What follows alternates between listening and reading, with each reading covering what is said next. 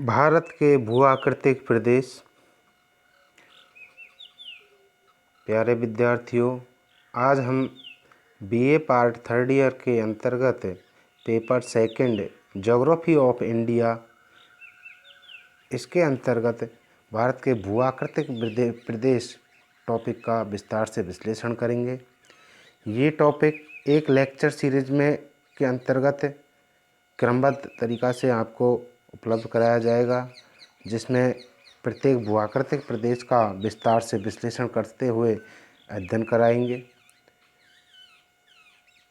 भारत के भू-आकृतिक प्रदेश के ही lecture series 2, जिसके अंतर्गत आज हम जो मुख्य भू-आकृतिक प्रदेश है उनका विश्लेषण करेंगे। साथ में किसी एक भू-आकृतिक प्रदेश विशिष्ट तौर से हम उत्तरी पर्वतीय प्रदेश उसका विश्लेषण भी करेंगे।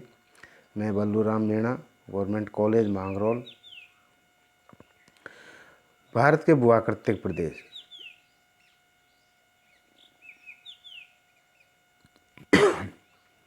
भारत में लगभग सभी प्रकार के भौगोलिक उच्चावच पाए जाते हैं। इसका कारण भारत का बृहद विस्तार व तटीय अवस्थिति है। भौगोलिक रूप से भारत को 4 भौतिक इकाइयों में बांटा जाता है, अर्थात मुख्य रूप से भारत को 4 भू-आकृतिक प्रदेशों में विभाजित किया जाता है, जिन्हें हम एक एक कर विस्तार से देखेंगे, जिसमें हम क्रम से देखते हैं। पहला है उत्तरी पर्वतीय प्रदेश, दूसरा है उत्तर का विशाल मैदान, तीसरा है प्रायद्वीपीय पठार, चौथा है तटीय मैदान व द्वीप समूह है। क्योंकि हमारे यहाँ पर वैसे भी कहा जाता है कि भारत में विविधता में एकता पाई जाती है, सभी प्रकार की विविधताएं यहाँ पाई जाती है, तो उसी संदर्भ में भारत में भौगोलिक विविधता भी पाया जाना स्वाभाविक है। इसीलिए यहाँ पर विभिन्न प्रकार के भू आकार पाए जाते हैं और इन भौगोलिक विविधताओं के कारण ही राजस्थान को मुख्य रूप से 4 भौतिक प्रदेशों में, जिन्हें हम भू-आकृतिक प्रदेश भी कहते हैं, उनमें विभाजित किया गया है। अब हम देखते हैं सबसे पहले उत्तर का विशाल मैदान उत्तर का पर्वतीय प्रदेश।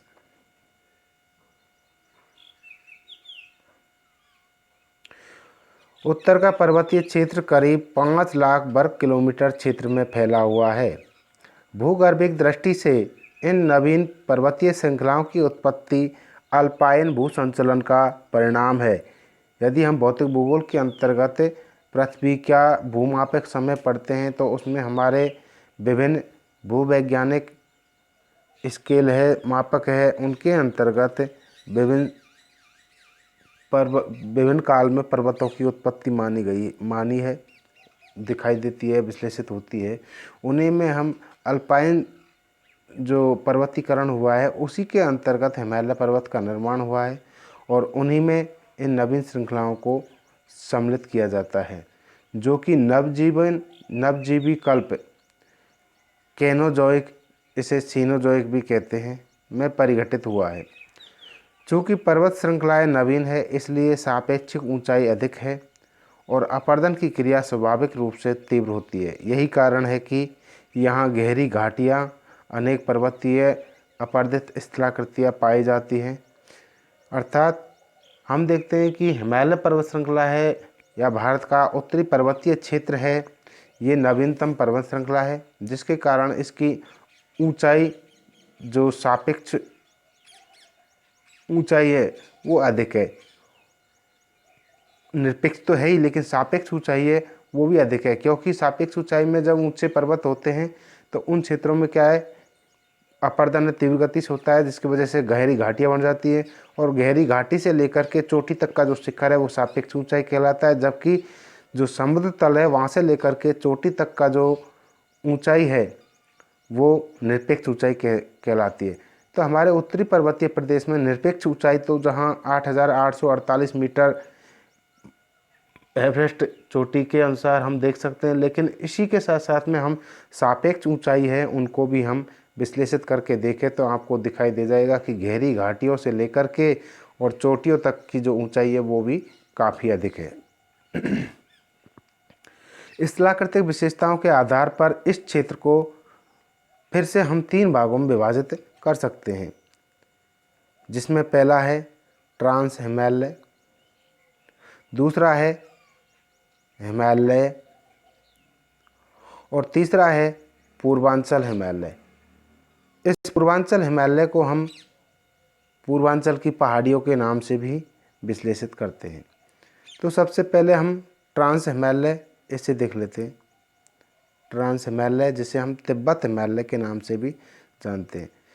ट्रांस का मतलब होता है पार, अर्थात जो मुख्य हिमालय है उसको पार करने के बाद में जो श्रृंखलाएँ हैं हमारे भारत की तरफ से, यदि हम हिमालय को पार करते हैं तो जो श्रृंखलाएँ हमें मिलती हैं वो ट्रांस हिमालय के नाम से जानी जाती है। यह महान हिमालय के उत्तर में उसके समानांतर पूरा पश्चिम दिशा में फैला हुआ है। जो मुख्य हिमालय है उसके समांतर है, लेकिन मुख्य हिमालय से उत्तर में है। इसी कारण भारत के भूभाग से यदि हम देखते हैं तो ये हिमालय के पार है, जिसके कारण इसे पार हिमालय या ट्रांस हिमालय के नाम से जाना जाता है। यह जो श्रृंखला है इसका जो अवस्थिति है वो पूरब से पश्चिम दिशा में स्थित है। चूँकि इसका अधिकांश भाग तिब्बत में है इसलिए इसे तिब्बत हिमालय भी कहते हैं। इनमें अनेक पर्वत श्रेणियां हैं, जिनमें मुख्य रूप से निम्न है। पहली है लद्दाख श्रेणी,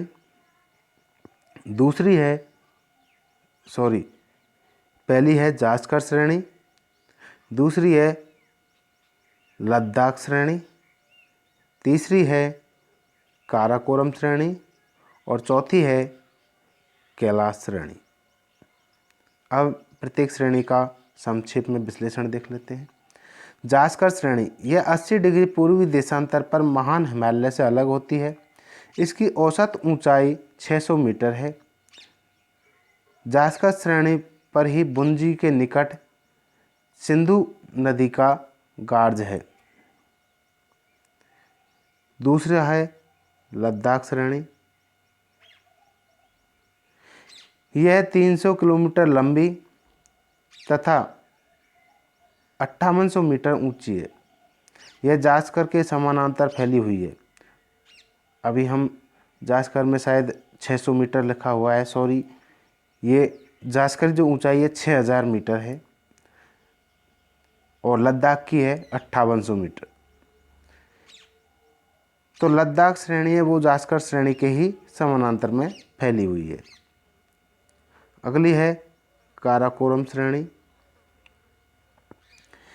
यह लद्दाख श्रेणी के उत्तर में भारत की सर्वाधिक उत्तरी श्रृंखला है। यह ऊंची चोटियों तथा हिम नदियों के लिए विख्यात है।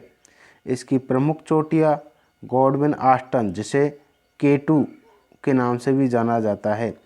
K2 भारत की सबसे ऊंची चोटी है तथा विश्व की दूसरी सबसे ऊंची चोटी है। कैलाश श्रेणी यह लद्दाख श्रेणी तथा काराकोरम के पूरब में मुख्यतः तिब्बत में स्थित है। भारत की बड़ी बड़ी नदियों का उद्गम इस कैलाश श्रेणी से ही होता है, जिनमें उदाहरण के तौर पर आप देखते हैं कि ब्रह्मपुत्र नदी है, सिंधु नदी है। इन नदियों का उद्गम स्थल कैलाश श्रेणी से ही है। अब हम मुख्य हिमालय का वर्गीकरण देखते हैं। हिमालय श्रृंखला सर्वाधिक लंबी तथा 3 समांतर श्रृंखलाओं का क्षेत्र है। इसका फैलाव सिंधु नदी के गाढ़ से लेकर ब्रह्मपुत्र नदी के गाढ़ तक 2600 किलोमीटर की लंबाई में है। इनकी 3 समांतर श्रृंखलाओं में हिमाद्री श्रृंखला, आंतरिक श्रृंखला जिसे हम कहते हैं या महान हिमालय के नाम से भी जाने जाते हैं, सबसे उत्तर में, तथा उसके दक्षिण में लघु हिमालय और सबसे दक्षिण में शिवालिक श्रेणी। यदि हम दूसरे शब्दों में कहें तो शिवालिक श्रृंखला दक्षिण में तथा महान हिमालय और शिवालिक श्रृंखला के मध्य में लघु हिमालय श्रृंखला स्थित है। इनका जो विस्तार है वह धनुष आकार में है। सबसे पहले हम महान हिमालय, जिसे हिमाद्री या मुख्य हिमालय के नाम से भी जानते हैं, तो महान हिमालय और लघु हिमालय के बीच लाहौल स्पीति की घाटी तथा फूलों की घाटी है। महान हिमालय से एक श्रृंखला निकलकर तिब्बत की तरफ जाती है। यह जम्मू कश्मीर तथा हिमाचल प्रदेश में स्थित है, जो जास्कर श्रृंखला के नाम से भी जानी जाती है। यही श्रृंखला आगे बढ़कर कैलाश पर्वत के नाम से जाना जाता है। महान हिमालय की औसत ऊंचाई 6000 मीटर है। इसका सर्वोच्च शिखर माउंट एवरेस्ट, जिसे सागर माथा के नाम से भी जाना जाता है, नेपाल में स्थित है। माउंट एवरेस्ट की ऊंचाई 8848 मीटर है। भारत में अवस्थित शिखरों में कंचनजंगा इस श्रेणी के अंतर्गत दूसरा सर्वोच्च चोटी है, जो कि सिक्किम में स्थित है। महान हिमालय की सभी चोटियां हिमरेखा से ऊपर अवस्थित है। अगला है लघु हिमालय। लघु हिमालय की औसत ऊंचाई 1000 मीटर से 4500 मीटर है। लघु हिमालय के ढालों पर घास के छोटे छोटे मैदान पाए जाते हैं, जिन्हें कश्मीर में मर्ग तथा उत्तरांचल में बुग्याल या पयार कहते हैं। हिमालय की श्रृंखला में कई दर्रे भी पाए जाते हैं। ऐतिहासिक कारणों से ये दर्रे व्यापार और देशाटन के मार रहे हैं। ऐसे दर्रों में सिपकिला दर्रा, नाथुला दर्रा प्रमुख है। हिमानी के अपारदन से अधिक ऊंचाई के दर्रे विकसित हुए हैं, जैसे कुमायूं हिमालय का नीति दर्रा। ऐसे दर्रों को कौल भी कहा जाता है। नेक्स्ट है शिवालिक श्रेणी। शिवालिक श्रेणी की औसत ऊंचाई 600 से 1500 मीटर के बीच है। ये कभी भी हिमाच्छादित नहीं होते। जम्मू कश्मीर तथा हिमाचल प्रदेश में इसकी औसत चौड़ाई 50 किलोमीटर, जबकि अरुणाचल प्रदेश में इसकी औसत चौड़ाई मात्र 10 से 15 किलोमीटर ही रह जाती है। कई जगह पर ये अनुपस्थित अर्थात दिखाई ही नहीं देती है ही नहीं है, अर्थात ये श्रृंखला के रूप में नहीं पाए जाते हैं। अब आगे देखते हैं हिमालय का महत्व। जो उत्तरी पर्वतीय क्षेत्र है उसका महत्व क्या है।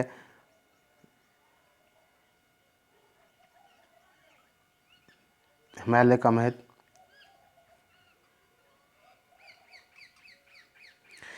हिमालय श्रेणियाँ भारत के लिए निम्न दृष्टि से महत्वपूर्ण है। हिमालय की श्रेणियों का सबसे पहले है सामरिक महत्व। यह एक भौतिक बाधा के रूप में है, जो कि किसी भी देश के अंतर्गत जो सामरिक है या सीमा रेखाएं हैं, उन सीमा रेखाओं में अवरोध पैदा कर देती है, जिससे बाहरी कोई भी आक्रमणकारी आसानी से किसी भी देश पर आक्रमण नहीं कर सकता है। इसी तरह हमारे देश के संदर्भ में देखें तो भारत और चीन के मध्य में हिमालय स्थित है, जो कि एक प्राकृतिक सीमा प्रदान करता है, अर्थात विदेशी आक्रमणकारियों से भारत की रक्षा करता है हिमालय। दूसरा है जलवायु महत्व। ग्रीष्मकाल में हिमालय दक्षिण पश्चिम जलवाष्प युक्त मानसूनी हवाओं को रोककर देश में पर्याप्त वर्षा करता है। पुनः शीतकाल में साइबेरिया की ठंडी हवाओं को रोककर यह देश को अपेक्षाकृत गर्म रखता है। यही कारण है कि यद्यपि देश का अधिकांश भाग कर्क रेखा के उत्तर अर्थात शीतोष्ण कटिबंध में स्थित है, फिर भी इस पर्वत की वजह से जलवायु उपोष्ण या उष्ण कटिबंधीय पाई जाती है। तीसरा है हिमालय का आर्थिक महत्व। हिमालय का विभिन्न दृष्टिकोण से आर्थिक महत्व है, जिनमें प्रमुख रूप से हम देखते हैं कि विभिन्न पर्वतीय पर्यटक स्थल जैसे श्रीनगर, शिमला, मंसूरी, नैनीताल, अल्मोड़ा तथा विभिन्न धार्मिक केंद्रों जैसे बद्रीनाथ, केदारनाथ आदि की स्थिति भी इसी क्षेत्र में है। शंक्वाकार वन तथा उनसे औद्योगिक क्षेत्रों के लिए पाई जाने वाली मुलायम लकड़ी की प्राप्ति भी इसी क्षेत्र से प्राप्त होती है। पशुचारण के लिए जम्मू कश्मीर में मर्ग तथा उत्तर प्रदेश हिमालय में बुग्याल और पेगार जैसे विस्तृत घास के क्षेत्र यहाँ पर उपस्थित हैं, जिससे हिमालय का प्राकृतिक, सांस्कृतिक, धार्मिक, आर्थिक महत्व अपने आप में ही स्पष्ट हो जाता है। तो उक्त विश्लेषण के अंतर्गत हमने आज विस्तार से भारत के भूआकृतिक प्रदेशों का मुख्य विभाजन या वर्गीकरण देखा है। उसके बाद में प्रथम जो भूआकृतिक प्रदेश है उत्तरी पर्वतीय प्रदेश, उसका विस्तार से विश्लेषण किया है। धन्यवाद।